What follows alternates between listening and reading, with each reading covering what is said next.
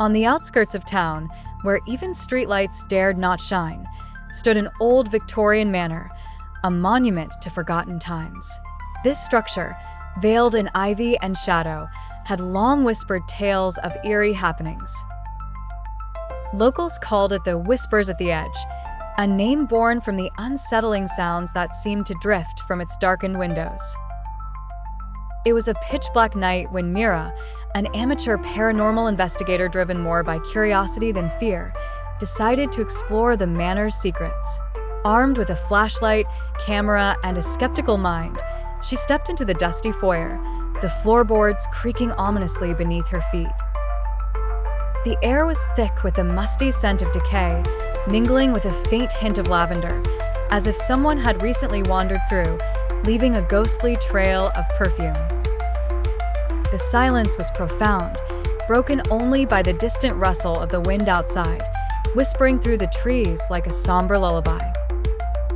Venturing further in, Mira entered the drawing room, where faded portraits of stern-faced ancestors lined the walls. Her flashlight flickered, casting erratic shadows that seemed to move of their own accord. Stalwart, she raised her camera, capturing the room's eerie ambience. Suddenly, a low hum seeped into the air, a melody both haunting and familiar. Mira felt a cold shiver trickle down her spine, and at the edge of her hearing, she could have sworn she heard voices, soft, pleading, echoing through the corridors. Driven by an unarmed bravery, Mira followed the sound, her footsteps echoing in tandem with the distant whispers.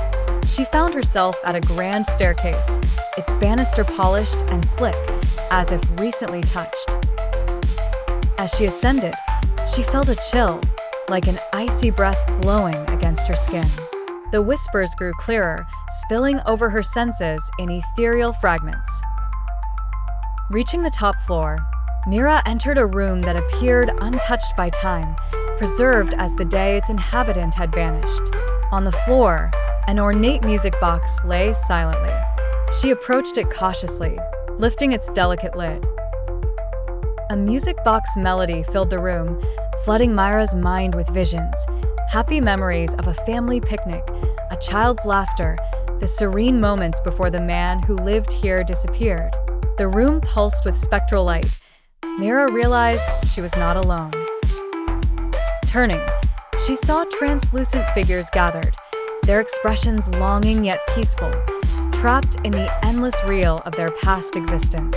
Understanding washed over her as she saw their shackles were not of sorrow, but of nostalgia. As the music played on, Mira understood her role, not to release them, but to listen.